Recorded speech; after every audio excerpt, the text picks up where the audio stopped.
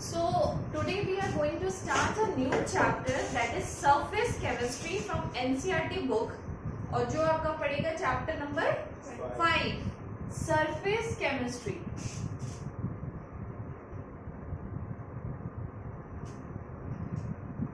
Chapter बहुत प्यारा सा है, only on and only theory portion है, इसमें कोई न्यूमेरिकल जैसा कुछ चीज नहीं आता है, बस समझना है समझना है समझना है, ठीक है। अंडरस्टैंडिंग, ठीक है, मतलब ये अंडरस्टैंडिंग है तो इसको ऐसा मत सोचना कि this chapter is not important. जहां जहां पे क्वेश्चंस आए हुए हैं नीट के पॉइंट ऑफ व्यू से भी, जेई के पॉइंट ऑफ व्यू से भी, वो हम बताते चलेंगे, ठीक है। Okay, so the chapter is surface chemistry. Chapter के नाम से ही तुमको समझ में आ रहा होगा सरफेस पे कोई केमिस्ट्री हो रही है, that's why it is a surface chemistry, right, ठीक है। तो रिएक्शन कहां पे हो रहा है? अगर केमिस्ट्री हो रही है तो ऑफ कोर्स रिएक्शन हो रहा है कुछ, है ना। तो रिएक्शन कहां पे हो रहा है? Reaction happens on the surface, surface के ऊपर हो रहा है रिएक्शन, ठीक है। बहुत बार बुक में दिखाई देगा तुमको एक वर्ड इंटरफेस, ठीक है। तो इसे डरना नहीं है, ये सरफेस ही है, केमिस्ट्री के लैंग्वेज में हम इसको इंटरफेस कह रहे हैं, ठीक है। इंटरफेस क्यों कह रहे हैं वो भी समझाएंगे। तो चैप्टर का नाम हो गया सरफेस केमिस्ट्री। रिएक्शन कोई भी हो रही है तो सरफेस पे हो रही है, अंदर नहीं हो रही है, राइट। चैप्टर का नाम समझ आया? ओके, अच्छा, बहुत बार तुमको बुक में ऐसे लिखा दिखेगा सॉलिड, सॉलिड स्लैश गैस, ठीक है। तो ये सॉलिड स्लैश गैस का मतलब क्या हो रहा है? This slash is nothing but interface, ठीक है। ये मेरा हाथ है एंड दिस इज सॉलिड, है ना।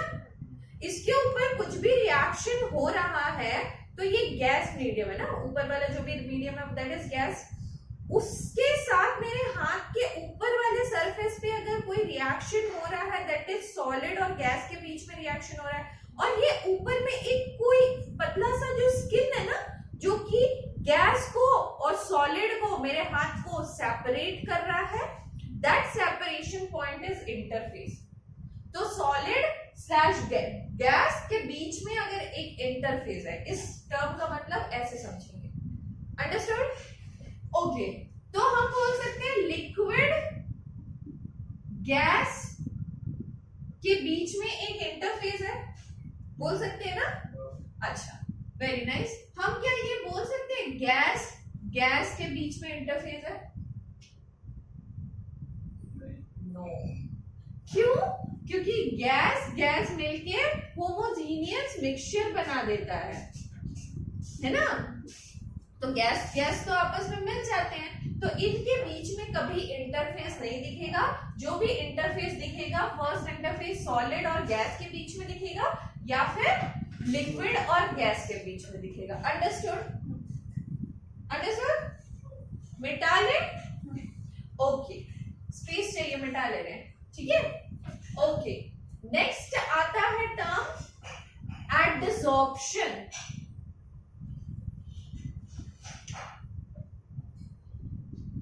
एडसॉर्प्शन, अच्छा, एडसॉर्प्शन बताने से पहले हम तुमसे पूछेंगे एब्जॉर्प्शन का मतलब समझ में आता है? क्या है एब्जॉर्प्शन? एब्जॉर्ब हो जाना, अंदर अंदर घुस जाना। जैसे कि अगर हम एक कंटेनर लेते हैं और इस कंटेनर में एक लिक्विड है, राइट, कोई भी लिक्विड है, पानी है, कोई भी लिक्विड है, ठीक है। इसमें मैंने क्या किया? चीनी के मॉलिक्यूल्स डाल दिए, ठीक है, राइट, चीनी को घोल दिया।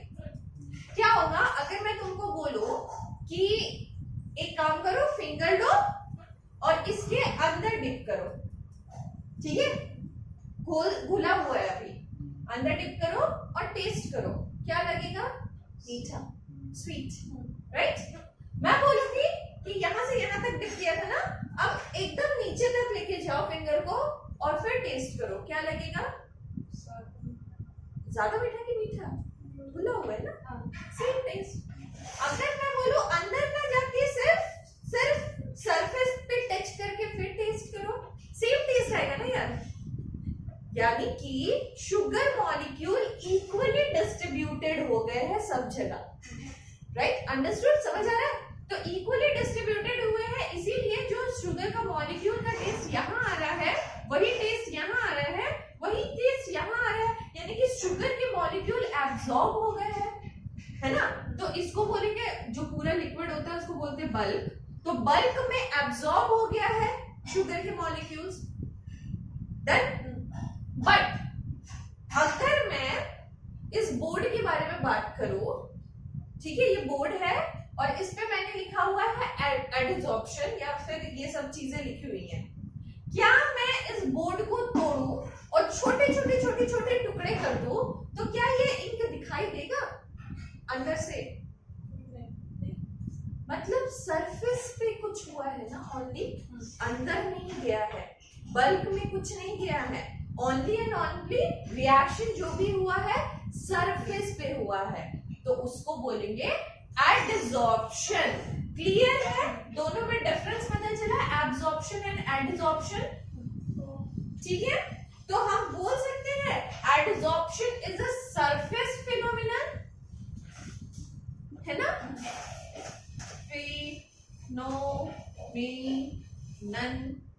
Adsorption is a surface phenomenon, क्योंकि वो सरफेस पे ही हो रहा है, बाकी अंदर कुछ नहीं जा रहा है, right? But absorption is a bulk plus surface, दोनों पे, बल्क में भी हो रहा है और सरफेस पे भी हो रहा है, राइट? तो absorption is a bulk and surface both phenomena. Understood? पक्का? कोई दिक्कत यहां तक? नहीं। इसमें दो टर्म आते हैं, वन इज एडसॉर्बेट और दूसरा टर्म है एडसॉर्बेंट। ठीक है, एडसॉर्बेट मतलब जो हम मार्कर बता रहे थे ना, मार्कर, ठीक है, दैट मार्कर इज एडसॉर्बेट और ये व्हाइट बोर्ड इज अ एडसॉर्बेंट। तो क्या समझ में आया इससे? सरफेस पे हो रहा है एडसॉर्बेंट है। यस, जो कि जो मॉलिक्यूलर स्पीसीज जो कि विच गेट एडसॉर्ब, जो एडसॉर्ब्ड होने वाला है उस चीज को हम बोलेंगे एडसॉर्बेट, और जिस पे होने वाला है उसको एडसॉर्बेंट। क्लियर है? तो surface to do adsorption. Clear है? ये दोनों वर्ड बुक में है तो बुक में मार्क कर लो, अगर तुम लिख रहे हो तो लिख के ये दोनों वर्ड और ये एडसॉर्प्शन थोड़ा सा दिमाग में बैठा लो, कहीं भी कॉपी में बुक में कहीं भी मार्क करते, राइट? ओके, अगर एक बंदा चेयर पे बैठा हुआ है, चेयर कुछ ऐसा होता है ना, एक बंदा चेयर पे बैठा हुआ है, दैट चेयर विल बी एडसॉर्बेंट, है ना? चेयर विल बी एडसॉर्बेंट और बंदा विल बी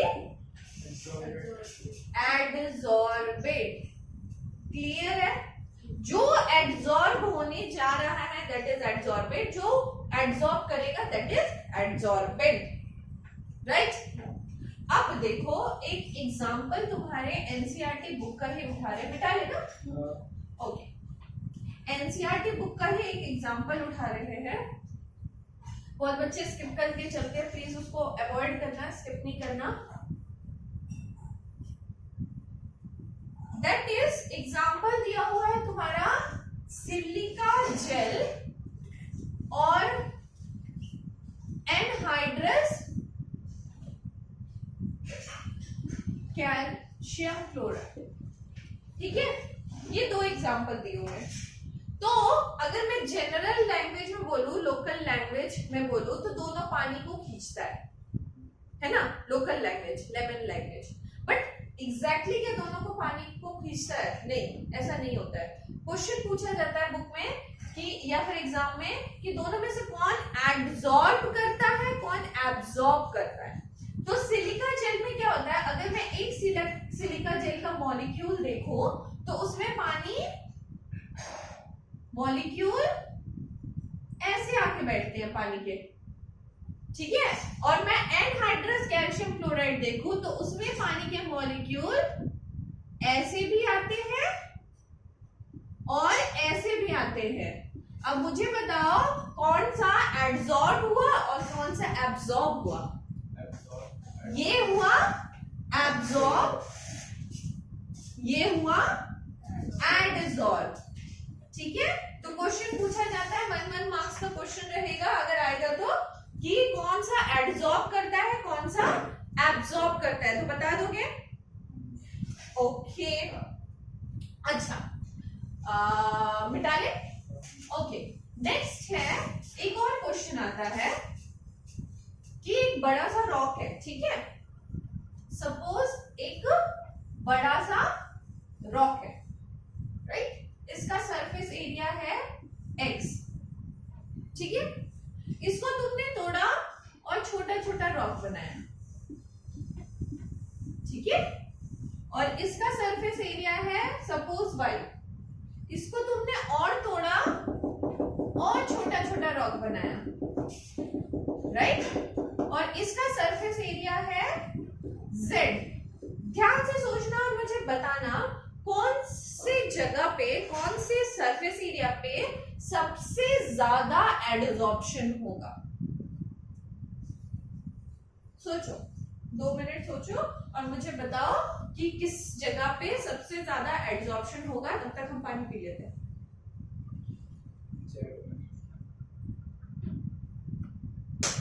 जेड पे पक्का?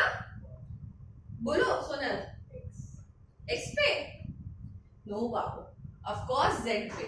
क्योंकि अगर एडजॉर्ब होना मतलब बाहर के सरफेस पे जाके किसी भी चीज का चिपकना है ना, तो इसका सरफेस एरिया तो बस यही है ना, बाहर वाला। यहीं पे आके कोई भी मॉलिक्यूल आके चिपक सकता है। बट इसको जब तोड़ी तुम, तो ये सरफेस एरिया भी तो अवेलेबल हो गया, ये पूरा सरफेस एरिया अवेलेबल हो गया, मतलब सरफेस एरिया बढ़ गया, तो एडजॉर्प्शन ज्यादा होगा। और इसमें सरफेस एरिया और बढ़ गया तो एडजॉर्प्शन और ज्यादा होगा। तो जिसका सरफेस एरिया सबसे ज्यादा उसका एडजॉर्प्शन ज्यादा। क्लियर क्लियर क्लियर हो रहा है? ओके, तो एग्जाम्पल कुछ तुम्हारे बुक में दिया हुआ है कि what are the good absorbent. उसमें दिया हुआ है सिलिका जेल, जो अभी हमने पढ़ाया, सिलिका जेल के बारे में बताया ना। सिलिका जेल, एलुमिना, मेटल के अगर कोई पाउडर्स है, क्ले, कोलॉइड्स, चारकोल, ये सब बहुत ही गुड एडजॉर्बेंट है। ठीक है, these are the some good example of adsorbent. Clear? चलो कॉन्सेप्ट क्लियर करते हैं, चलो मिटाएं। ओके, चलो एक और एग्जांपल लाते हैं, उसे समझाएंगे। सपोज एक कंटेनर है अगेन, उसमें मैंने कुछ इंक डाला हुआ है, ठीक है। अब ऑफ कोर्स इंक में एक सॉल्वेंट होता है, एक सॉल्यूट होता है, इतना पता होगा सबको, ठीक है। ये मान लो सपोज ब्लू कलर का इंक है, ब्लैक दिखा रहे मगर ब्लू कलर का इंक है, ठीक है। सपोज अब मैंने इसमें क्या किया, एक चौक डाल दिया। चौक जानते हो ना, जो व्हाइट ब्लैक बोर्ड में यूज करते हैं। क्या होगा सोचिए, बताओ। बहुत बार किया होगा यार, जब एक पेन से लिखना स्टार्ट करते हैं तो बच्चे यही काम करते हैं, उसमें चौक में इंक लगाते हैं और ब्लू कर देते हैं चौक, है ना। बट अगर मैंने, ध्यान से देखना, अगर मैंने इसको तोड़ा यहां से तो मुझे क्या फील होगा? मुझे अंदर से क्या कलर दिखेगा, बाहर से क्या कलर दिखेगा? सोचो। जैसे white बाहर से blue। बाहर से ब्लू, अंदर से व्हाइट एंड बाहर से ब्लू। तो हम बोल सकते हैं इनसाइड जो होता है वो वेट हो जाता है, गीला हो जाता है। ये वेट होने का कारण भी आपको पता है, क्योंकि सॉल्यूशन में सॉल्वेंट और सॉल्यूट दोनों मिला हुआ है। ये सॉल्यूट जाके चौक के ऊपर क्या हुआ, एडसॉर्ब हो गया। समझ आया? ये सॉल्यूट जाके चौक के ऊपर एडसॉर्ब हो गया और जो सॉल्वेंट मॉलिक्यूल था वो अंदर घुस गया। जब अंदर घुस गया तो अंदर से गीला हो गया और बाहर चौक ब्लू कलर का हो गया। ठीक है, तो अब इसमें, इस प्रोसेस में हम बोल सकते हैं कि एडसॉर्प्शन और एब्जॉर्प्शन दोनों हुआ। दोनों हुआ ना, बाहर एडसॉर्ब हुआ और अंदर सॉल्वेंट मॉलिक्यूल एब्सॉर्ब हो गए। अगर ये कंडीशन होती है जहां पे एडसॉर्प्शन और एब्जॉर्प्शन दोनों होता है, उसको हम बोलते हैं सॉर्प्शन। क्या बोलेंगे? सॉर्प्शन। टिक कर लो, बुक में अगर कहीं है तो मार्क कर लो कि इसको। चल, सॉर्प्शन मतलब समझ आया, जिसमें एडसॉर्प्शन और एब्जॉर्प्शन दोनों एक साथ हो रहे हैं, साइमल्टेनियसली हो रहे हैं, तो उसको बोलेंगे सॉर्प्शन। अच्छा, डिसॉर्प्शन किसको बोलेंगे बताओ तो? Opposite of adsorption, opposite of adsorption, है ना? क्यों? डी लगता है तो जिसमें वो ऑपोजिट हो जाता है ना। तो एडसॉर्ब का मतलब एडसॉर्ब होना, चिपकना। डिसऑर्प्शन का मतलब वापस रिटर्न जाना। ठीक है, ये दोनों जो टर्म्स है ना, ये 1-1 मार्क्स आ सकते हैं, डिसऑर्प्शन एंड जॉर्प्शन। ठीक है, निकाले? ओके, मिटा दे।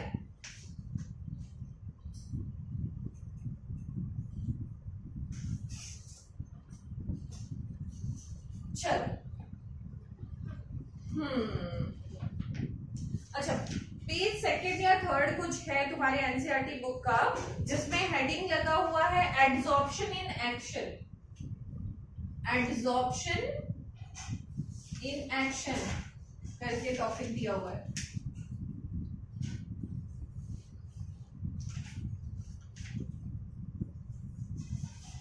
नहीं,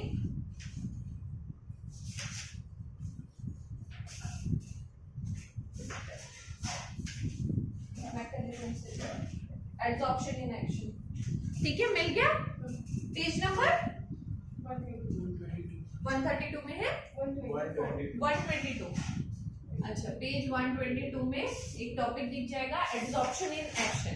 ठीक है, इसको भी स्किप करके बहुत बार बच्चे जाते हैं, बट दिस केम टू तुम्हारे जेईई 2020 के पेपर का क्वेश्चन है। ठीक है, स्किप नहीं करना है मतलब ये टॉपिक। अगर हम एक क्लोज्ड कंटेनर लेते हैं, suppose the container is closed, right, और नीचे हमने रख दिया चारकोल। क्या रख दिया? चारकोल। और यहां पे प्रेजेंट है बहुत सारे गैसेस। ठीक है, गैसेस जैसे कि ऑक्सीजन भी हो सकते हैं, कार्बन डाइऑक्साइड भी हो सकते हैं, और क्या SO2 भी हो सकते हैं, कोई भी गैसेस है, बहुत सारे गैसेस है। ठीक है, ओके, तो इसमें क्या होगा कि क्वेश्चन ऐसा आया था ना कि pressure, take the correct answer. कौन सा आंसर करेक्ट है? 4-5 स्टेटमेंट है, जिसमें से एक स्टेटमेंट ये था कि चारकोल की वजह से यहाँ का प्रेशर कम हो जाएगा। क्या होगा? सोचो। यस, क्यों? चारकोल हमने बताया था that is a good adsorbent, absorbent नहीं, एडजॉर्बेंट, गुड एडजॉर्बेंट। अगर गुड एडजॉर्बेंट है तो गैस के मॉलिक्यूल आके यहाँ पे चारकोल के ऊपर चिपक नहीं जाएंगे? जब चिपक जाएंगे तो इस कंटेनर का प्रेशर, जो वेपर प्रेशर, मतलब गैस का जो प्रेशर लग रहा था, वेपर प्रेशर नहीं सॉरी, गैस का जो प्रेशर लग रहा था वो भी क्या डिक्रीज नहीं हो जाएगा? जब गैस का प्रेशर डिक्रीज होगा तो यहाँ पे हम बोल सकते हैं कि यहाँ पे गैस के मॉलिक्यूल्स भी डिक्रीज हो रहे हैं क्योंकि वो एब्जॉर्ब हो जा रहे हैं। क्लियर है? ठीक है। सो स्लोली यहाँ पे कंटेनर का प्रेशर डिक्रीज होता चला जाएगा because of the presence of charcoal. Clear? Okay. बहुत और भी कुछ कुछ एग्जांपल दिए हुए हैं बुक में, जैसे कि मिथाइलिन ब्लू, जानते हो ना, सुने हो ना? मिथाइलिन ब्लू को अगर हम एनिमल चारकोल से पास करते हैं, एनिमल चारकोल से पास करेंगे तो वो भी कलरलेस हो जाएगा। कारण तुमको पता चल गया क्यों? कलर जो है वो चारकोल एब्जॉर्ब कर लेगा और जो बाकी का पार्ट है वो कलरलेस के रूप में बाहर निकाल देगा। ठीक है। और एक एग्जांपल दिया हुआ है कि अगर रॉ शुगर सॉल्यूशन को चारकोल से अगर पास कराओगे तो भी ये कलरलेस गैस रिलीज करेगा। ठीक है। चारकोल कुछ भी एब्जॉर्ब कर लेता है। Very nice. ठीक है। एयर को भी ड्राई करने का काम करता है, करेगा ना यार? एयर मॉलिक्यूल को तो एब्जॉर्ब कर लिया तो एयर को ड्राई करने का काम करेगा। तो these are some examples which can be asked in your question for 1 marks. ठीक है, राइट? चलो नेक्स्ट टॉपिक आता है, मिटा ले। नेक्स्ट टॉपिक आता है mechanism of adsorption. Mechanism of adsorption है बुक में? ओके।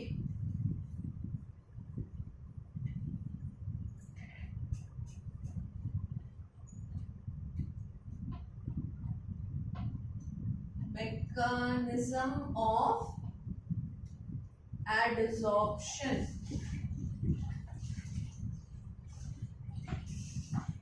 Okay.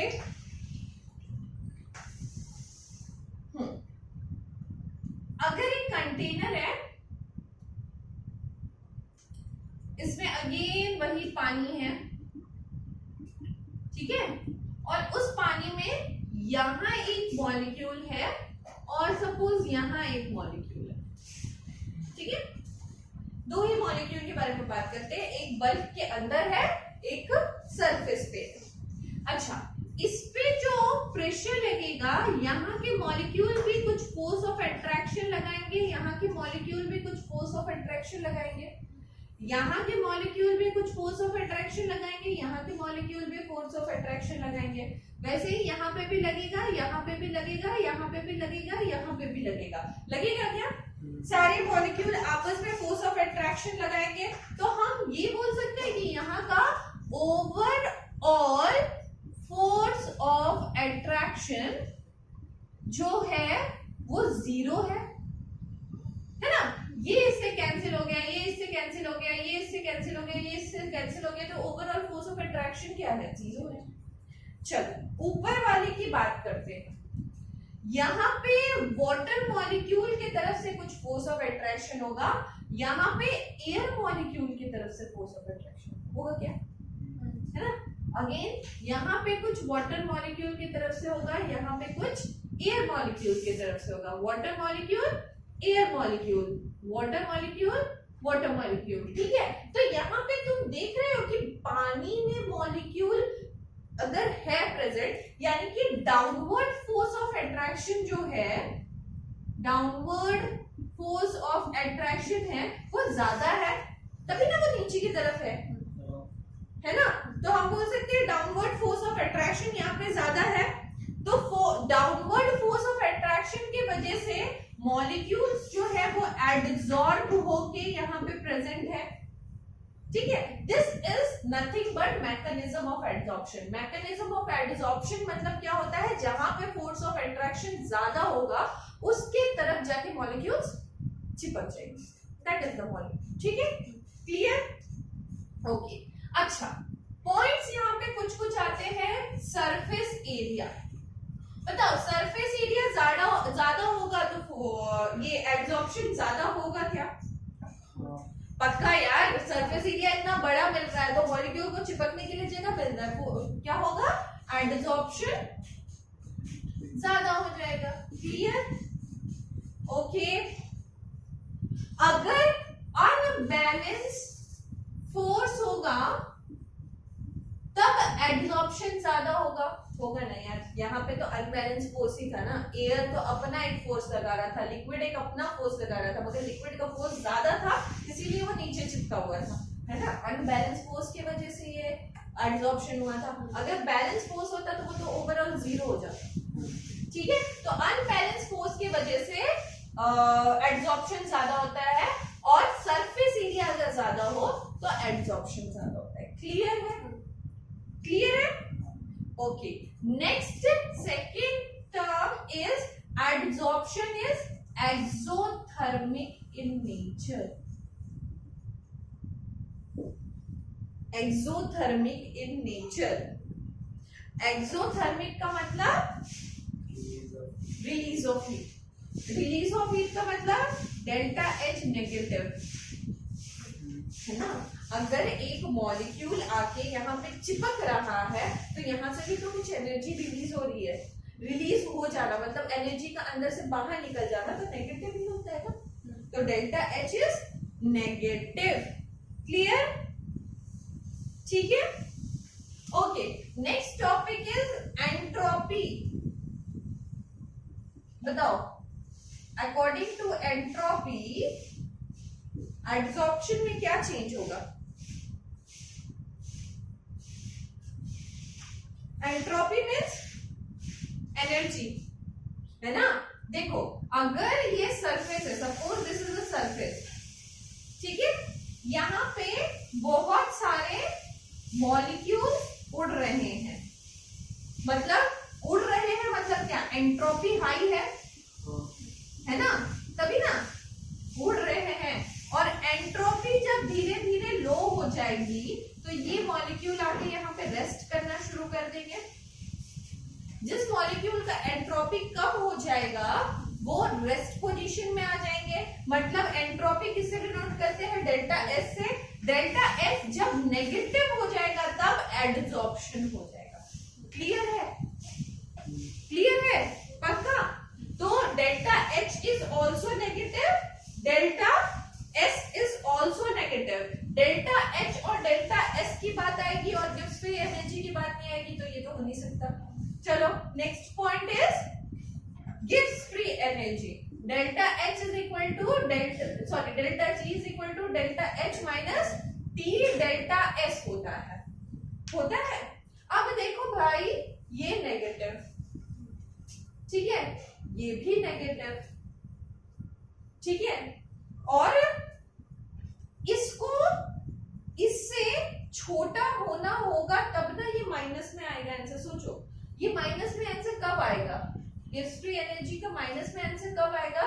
जब ये इससे छोटा होगा, यानी कि टेम्परेचर, ये तो नेगेटिव हो गया, ये भी नेगेटिव हो गया, टेम्परेचर को कम रहना होगा ना, तब ना ये इससे छोटा हो जाएगा। ये तो ऑलरेडी नेगेटिव में है, टेम्परेचर को भी कम रहना होगा तब ये इससे छोटा होगा।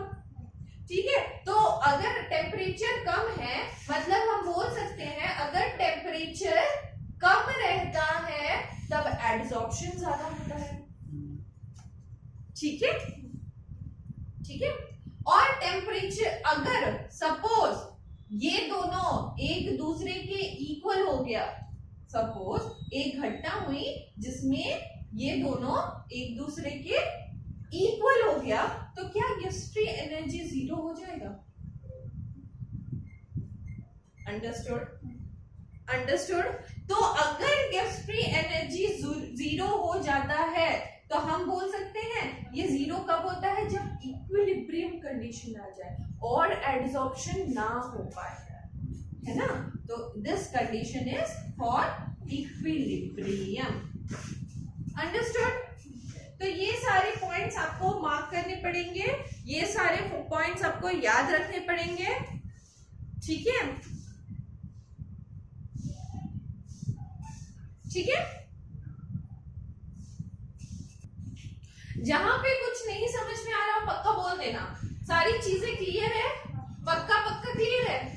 ओके, स्टोरी की तरह सुनते जाओ, समझते जाओ चीजों को। Okay, now types of adsorption.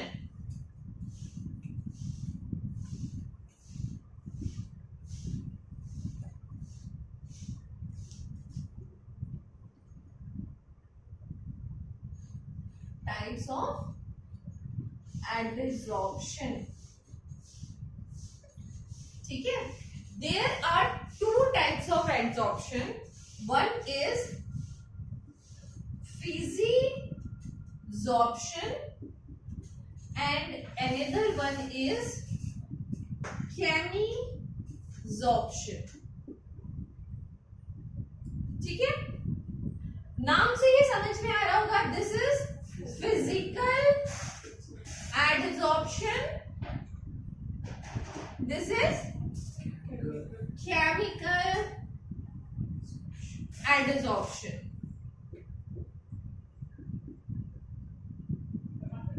ठीक है, ये कैसा adsorption है? Suppose this is a surface, this is also a surface, यहाँ पे बहुत सारे मॉलिक्यूल्स उड़ रहे हैं, ठीक है? और ये मॉलिक्यूल्स यहाँ आके रेस्ट पोजीशन लिया और एडजॉर्प्शन हो गया, और इन दोनों के बीच में एक फोर्स ऑफ अट्रैक्शन बना जो बहुत हल्का फुल्का है, दैट इज वेन डर वाल फोर्स ऑफ अट्रैक्शन। पढ़ा होगा? वेन डर वाल फोर्स ऑफ अट्रैक्शन बहुत ही वीक फोर्स ऑफ अट्रैक्शन होता है ना? तो बहुत हल्का फुल्का सा फोर्स ऑफ अट्रैक्शन बना, डन। तो कभी इसमें अगर किसी और मॉलिक्यूल को बैठना हो तो ये मॉलिक्यूल उड़ जाएगा, फिर दूसरा मॉलिक्यूल आके इधर बैठ सकता है, क्योंकि वीक फोर्स ऑफ अट्रैक्शन है, टूटना बनना सब होता रहता है। केमिसॉर्प्शन को एक तरह से याद रखोगे, chemisorption is all about a शादी। शादी तोड़ने मुश्किल नहीं है ना? तो दिस इज लाइक अ शादी, इन दोनों में शादी हो गई है, ठीक है? अब सोच लो, तोड़ने का दंड मिलेगा, इस तरह से याद रखना है भाई, ठीक है? तो यहाँ पे कुछ ना कुछ ऐसा हो रहा है जो केमिकल रिएक्शन होके केमिकल बॉन्डिंग बन रहा है ना? केमिकल बॉन्डिंग कैसा? कुछ आयनिक बॉन्ड या फिर कोई कोवेलेंट बॉन्ड बन रहा है, राइट? इस तरह से चीजों को याद रखना है, डन, ठीक है? तो कहा जाता है, इतना चीज क्लियर है ना? आगे बढ़े ना, पक्का? कहा जाता है कि फिजिसॉर्प्शन को हम केमिसॉर्प्शन में कन्वर्ट कर सकते हैं। कैसे? फिजिसॉर्प्शन को केमिसॉर्प्शन में कन्वर्ट कर सकते हैं, कैसे?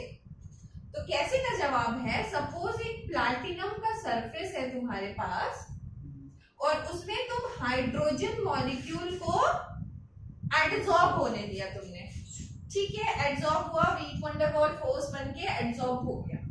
तुमने इसमें क्या दिया? एक हाई टेम्परेचर दिया, ठीक है?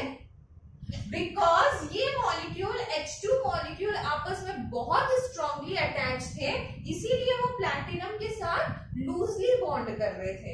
जब हाई टेम्परेचर तुमने दिया तो ये हाइड्रोजन के बीच में जो बॉन्डिंग था ना, ये टूट गया।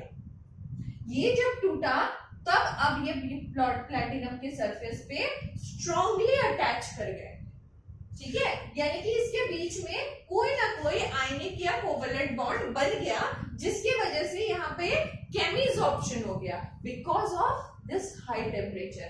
अगर पूछा जाए फिजिसॉर्प्शन को केमिसॉर्प्शन में कैसे चेंज करेंगे? By high temperature. High temperature देके हम फिजिसॉर्प्शन को केमिसॉर्प्शन में कन्वर्ट कर सकते हैं। और क्या हाई टेम्परेचर भी देना होगा, साथ साथ में प्रेशर भी हाई करना होगा, ठीक है?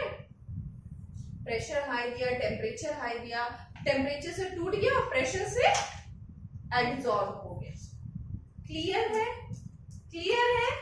इतना कहीं बुक में मार्क कर लो या नोट कर लो।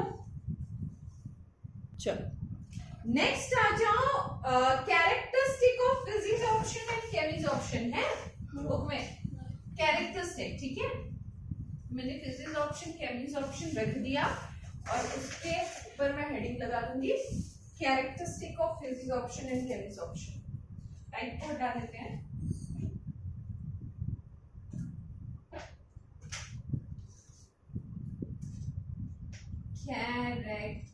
कैरेक्टरिस्टिक्स,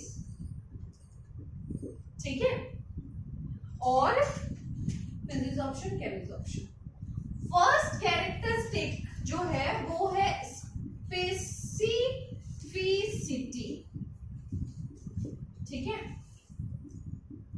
स्पेसिफिसिटी, ठीक है।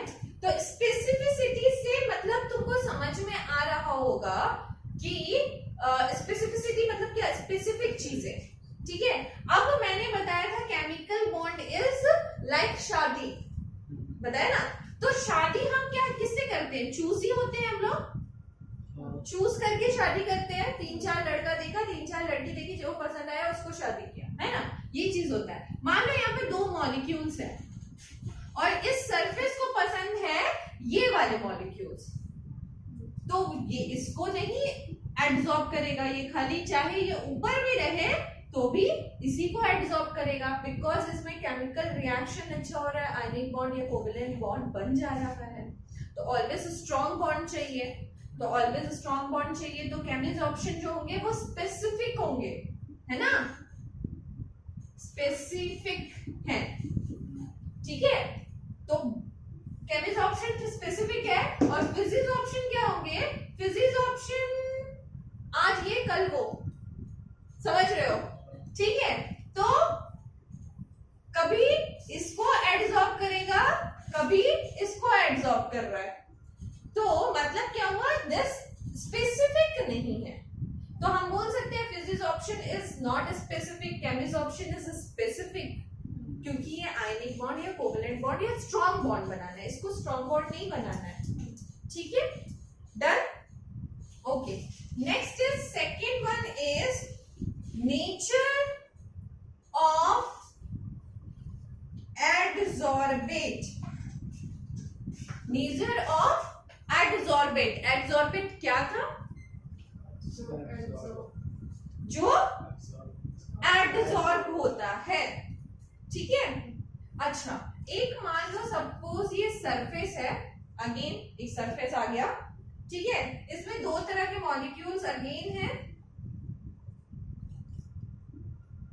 और ये मॉलिक्यूल्स ऐसे हैं जो हैं हाई क्रिटिकल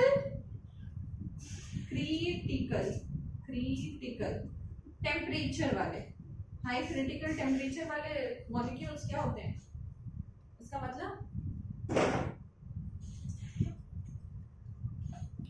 वो मॉलिक्यूल्स जो कि लिक्विफाइड इजीली हो जाते हैं, ठीक है, वो मॉलिक्यूल्स जो कि लिक्विफाइड इजीली हो जाते हैं उनको बोला जाता है हाई क्रिटिकल टेम्परेचर के मॉलिक्यूल्स, ठीक है। तो ये मॉलिक्यूल्स अगर लिक्विफाइड इजीली होते हैं, जो मॉलिक्यूल्स इजीली लिक्विफाइड होते हैं वो जल्दी एब्जॉर्ब हो जाते हैं, ठीक है, rather than these all molecules जो इजीली लिक्विफाइड नहीं होते। क्या बोला मैंने, जो इजीली लिक्विफाइड होते हैं वो एब्जॉर्ब जल्दी होते हैं, जो इजीली लिक्विफाइड नहीं होते हैं वो एब्जॉर्ब जल्दी नहीं होते। दैट इज नेचर ऑफ एडसॉर्बेट के ऊपर भी डिपेंड करता है कि फिजिसॉर्प्शन होगा या केमिसॉर्प्शन होगा, डन, ओके। नेक्स्ट मिटा ले, नेक्स्ट इज कुछ नोट नहीं हो रहा है, बाद में फिर बोलना नहीं, बुक में है ना, समझ जाओगे ना, ओके। नेक्स्ट इज टेम्परेचर और एक्टिवेशन एनर्जी, टेम्परेचर और एक्टिवेशन एनर्जी, राइट। तो हमने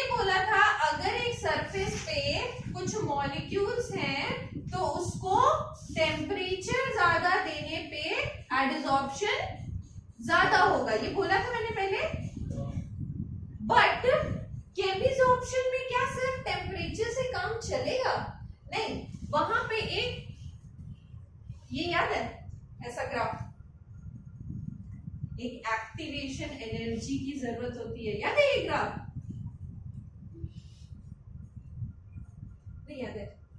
एक ग्राफ इस टाइप का होता है, this is all about activation energy. कैसे बताएं? देखो एक एनर्जी, देखो नॉर्मल अगर एड्सॉर्ब हो रहा है तो वो एड्सॉर्ब हो जा रहा है, अगर केमिकल एड्सॉर्प्शन हो रहा है तो कुछ एनर्जी अटेंड करनी पड़ेगी तभी जाके वो एड्सॉर्ब होगा चीजें। तो this is activation energy.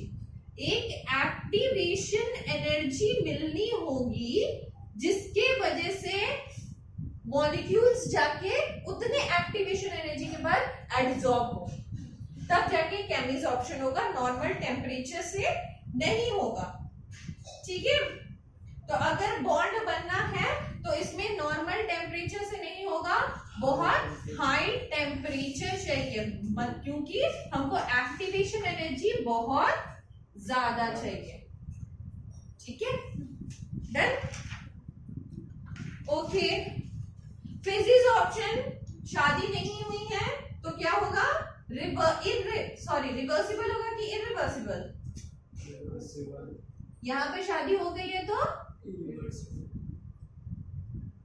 Clear? Okay, next बात आ जाती है इंथैल्पी। इंथैल्पी मिटा ले, इतना क्लियर है ना? Okay, next is enthalpy.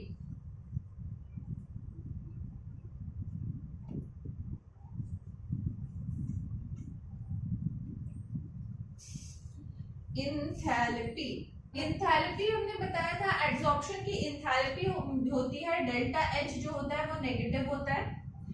ठीक है, नेगेटिव होता है because of weak van der Waal force, है ना? इसकी वजह से इंथैल्पी नेगेटिव होती है।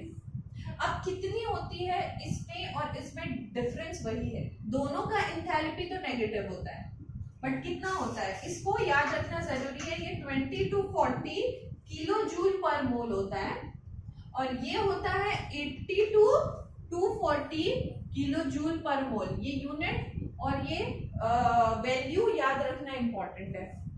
ठीक है, आता है क्वेश्चन में। तो हम बोल सकते हैं इसकी enthalpy is less than this enthalpy, है ना? राइट। नेक्स्ट है ये मोनो लेयर बनाएगा या मल्टी लेयर बनाएगा? मोनो और मल्टी लेयर बनाएगा। तो यार ये फिजिसॉर्प्शन है, again weak van der Waal forces से बना हुआ है, तो कोई भी आके चिपकेगा ना यार, कितना भी लेयर बन जाएगा ना इसका। बट ये तो केमिसॉर्प्शन है, इसमें तो भैया एक ही लेयर बनेगा। ठीक है, और इसको तोड़ना भी आसान नहीं है, इरिवर्सिबल है। तो इसमें मोनो लेयर बनेगा और इसमें सॉरी इसमें मल्टी लेयर बनेगा और इसमें मोनो लेयर बनेगा। Clear? Okay, again last topic is surface area. Surface area ज्यादा तो एडसॉर्प्शन ज्यादा, फिजिसॉर्प्शन भी ज्यादा, केमिसॉर्प्शन भी ज्यादा, है ना?